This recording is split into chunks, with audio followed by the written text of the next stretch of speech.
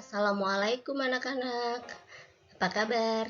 Semoga selalu sehat dan tetap semangat belajar.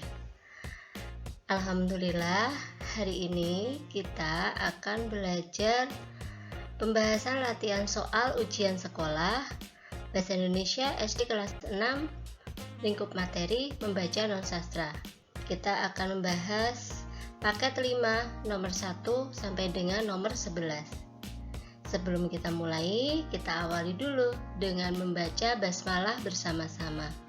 Bismillahirrohmanirrohim.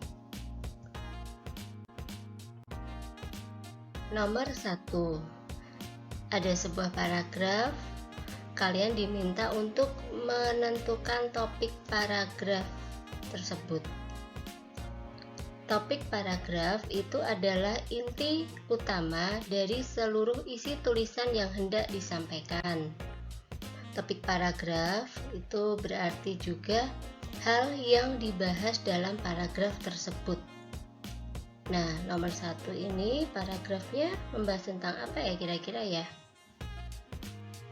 Ya, nomor 1 membahas tentang wilayah pantai ya, karena kalau kehidupan tidak, suasana di pantai juga tidak, kejadian di pantai juga tidak. Jadi nomor 1 jawabannya A. Nomor 2, ada sebuah paragraf. Kalian diminta untuk menentukan kalimat utama. Kalimat utama itu adalah kalimat yang mengandung ide pokok paragraf ya, bersifat umum dan nanti dijelaskan dalam kalimat-kalimat penjelas. Kalimat utamanya adalah yang B ya. Jadi di awal paragraf, jaguar adalah kucing terbesar ketiga setelah harimau dan singa. Nomor 3, ada sebuah percakapan. Kalian diminta untuk menentukan topik percakapan. Topik percakapan itu berarti yang dibahas dalam percakapan itu apa ya. Nah, perhatikan antara Amira dan Santi, mereka sedang membicarakan tentang apa ini ya? Ya, tentang membaca ya. Nah, ini bisa kita ambil dari akhir-akhir pembicaraan atau akhir-akhir percakapan ya. Tuh, perhatikan. Nah, jadi jawabannya nomor 3 adalah yang A, kegiatan membaca. Nomor 4, ada sebuah paragraf, kemudian ada satu kata yang dicetak tebal. Bunda beri warna kuning ya, biar berbeda. Kemudian kalian diminta untuk mencari antonimnya. Ingat ya, antonim itu lawan kata, kalau sinonim persamaan kata. Nah, antonim dari menghindari berarti, menghindari itu berarti kan menjauh ya, berarti mendekat ya. Jadi adalah yang D, menyambut. Nomor 5, ada sebuah paragraf lagi. Kalian diminta untuk menentukan ide pokok dari paragraf tersebut. Ide pokok itu adalah ide atau gagasan yang menjadi pokok pengembangan paragraf.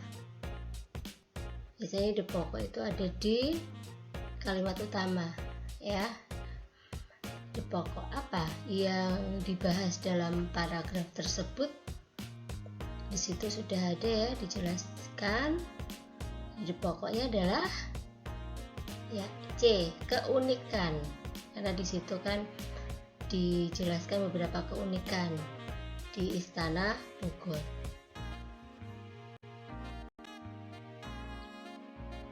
Nomor 6, ada sebuah cerita.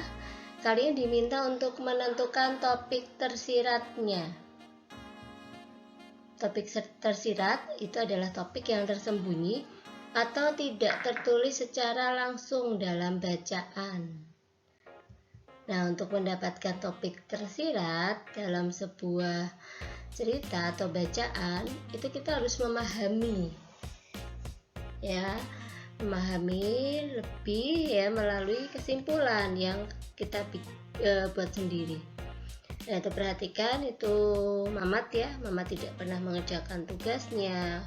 Kalau disuruh belajar nggak mau, nilai-nilainya itu tidak bagus, dan ternyata kemudian hasilnya dia tidak naik kelas. Jadi topik tersiratnya adalah ya bahwa Mamat itu Mamat malas belajar, ya, dia tidak mau belajar. Nomor 7, ada sebuah paragraf ya. Kalian diminta untuk mencari pernyataan yang sesuai.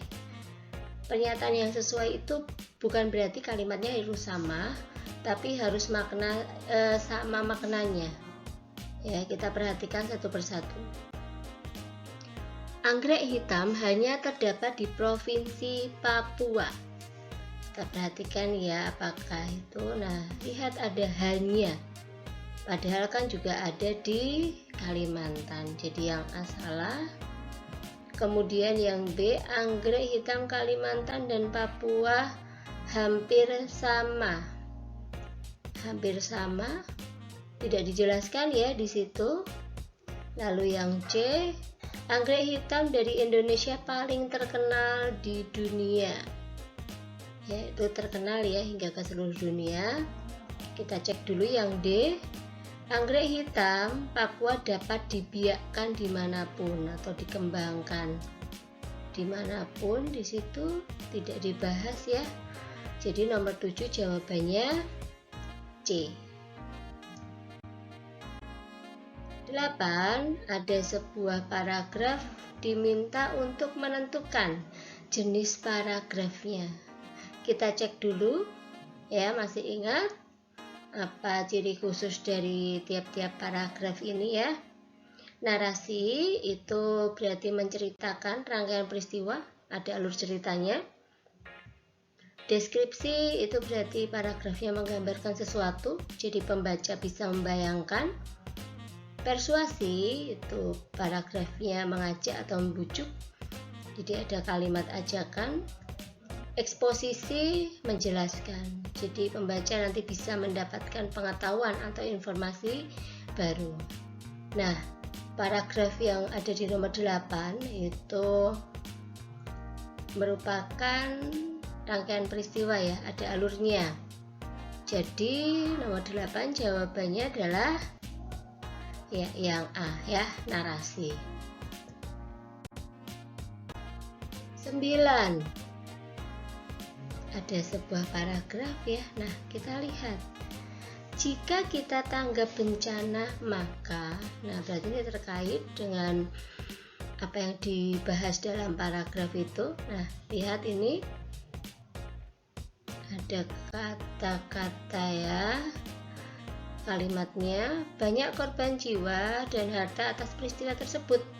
Hal itu sebenarnya dapat dicegah jika kita tanggap bencana. Nah, jadi jika kita tanggap bencana maka nomor 9 jawabannya ya A, akan sedikit korban jiwa dan harta saat bencana terjadi. Nomor 10, ada 2 teks, kalian diminta untuk menentukan perbedaannya. Kita cek satu persatu. A, teks 1 itu jasa guru, teks 2 jasa petani. Salah ya, karena ini terbalik. B, ya di situ tidak dijelaskan bahwa jasa petani lebih besar ya. Kemudian yang C, teks 1 menceritakan tentang petani, teks 2 menceritakan tentang guru, betul ya. Kita cek dulu yang D. Ya, teks 1 betul tentang pertanian, kalau teks 2 kan bukan tentang industri, di situ dijelaskan. Jadi nomor 10 jawabannya yang C. 11 ada sebuah paragraf, kemudian ada tabel. Kalian diminta untuk mengisi tabel yang rumpang ya. Nah, perhatikan lapisan tanah ke-1 dan kedua, kita lihat lapisan tanah yang ke-1. Nih, isian yang tepat untuk bagian yang bertanda huruf A dan B. Lapisan tanah yang ke-1 itu berarti itu ya, warnanya kehitam-hitaman. Kalau yang kedua di bawahnya berarti warna kuning dan kemerah-merahan. Jadi jawabannya nomor 11 adalah yang B ya. Baik anak-anak, itu penjelasan nomor 1 dan nomor 1 sampai dengan nomor 11 ya. Nanti kita lanjut di part 2 nomor selanjutnya. Semoga bermanfaat. Terima kasih. Kita akhiri dengan membaca hamdalah bersama-sama. Alhamdulillahirabbil alamin. Wassalamualaikum warahmatullahi wabarakatuh.